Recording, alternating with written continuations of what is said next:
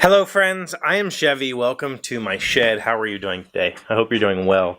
Let's start off with letting me give you an update on the Lexapro tapering. Today was actually a pretty good day. The weirdness feeling in my head has subsided greatly, and actually tonight, I still feel a little bit of it, but it's barely there. So that's good. It's tapered off quite a bit this morning.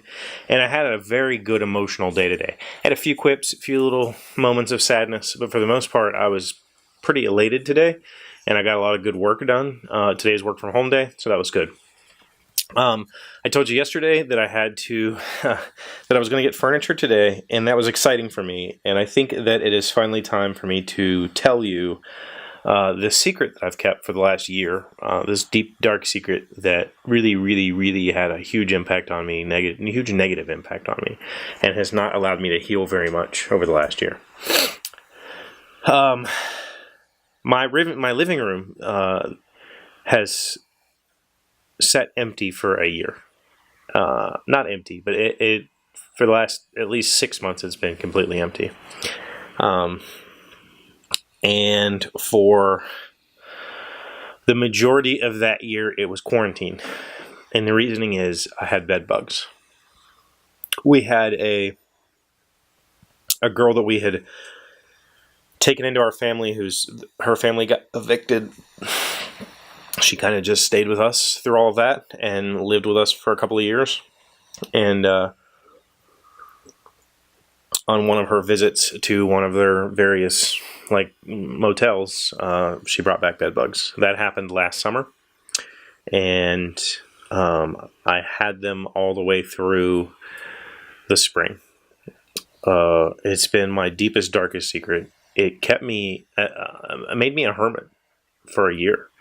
And the reasoning is I couldn't afford to have professionals come fix the problem. I couldn't. I had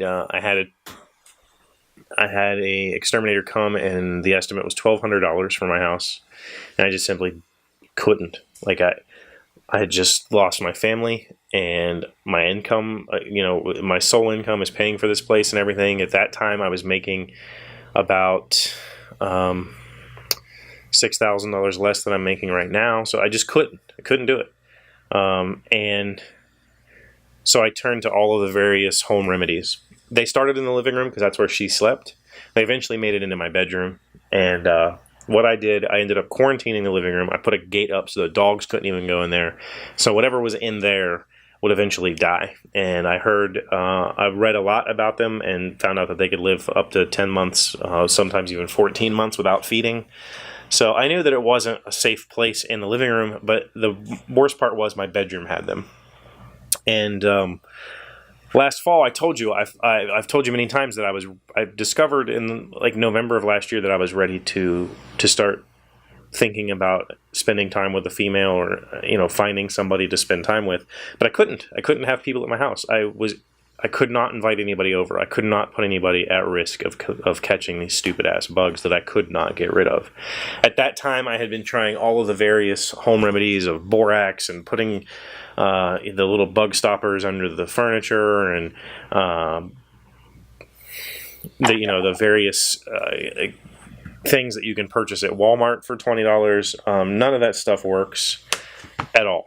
I can confidently tell you that that's all completely useless. I tried for months, and for 6 months, my routine, twice a week, I would tear my bed frame completely down to the nuts and bolts, scrub it, kill any bugs that I found, put it back together, put borax all over it.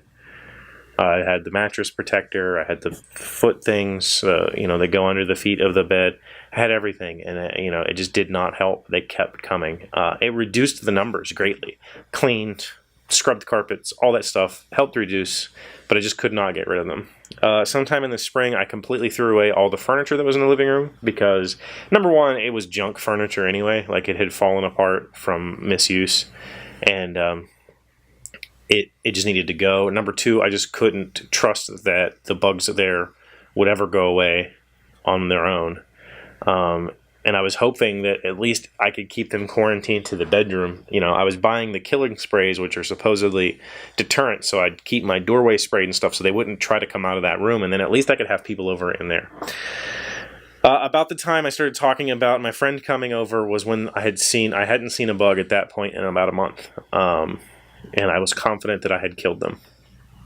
And I did that by this chemical here. And this is actually like an exterminator grade chemical.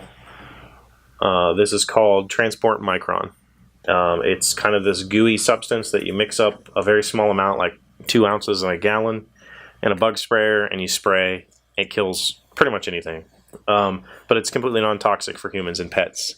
This is actually what exterminators will use when they come to your house. They'll use a combination of this and what's called an IGR,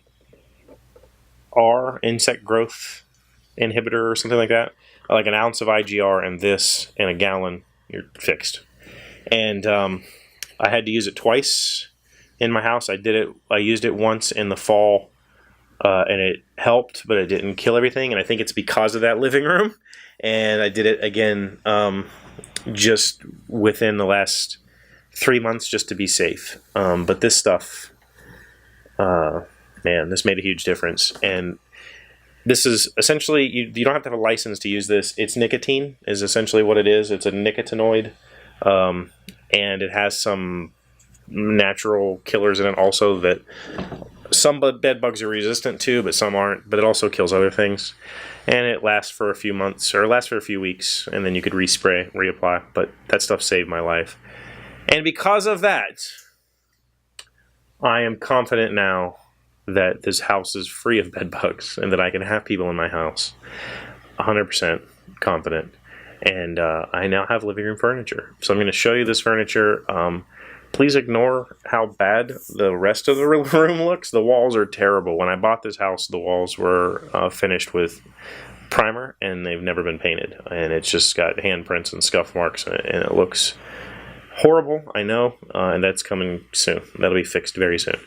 But my mother found this furniture on Facebook, and it was a very good price because she knew the lady, and we went and got it. And I have a living room again, and I can have guests over, and I can have, viewing parties or watch a game or have movies, and I have a place to relax that's not my bed. When Keely comes over, she has a place to go that's not my bed. There's a lot, and I'm really excited about it, and I'm confident that I can have people in my home and not worry about infecting them with these disgusting bugs.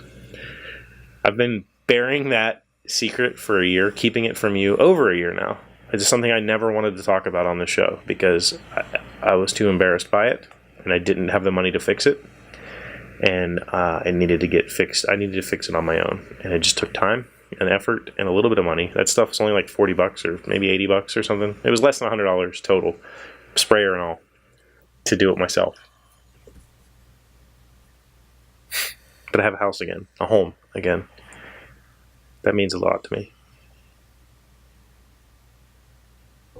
That's my story. Thank you for being here as always. Thank you for liking, commenting, subscribing, being my bestest friends, coming back and making me a part of your day. It really does make me feel amazing. I'll see you tomorrow. Hey, Doc, wait! I want to ask you something.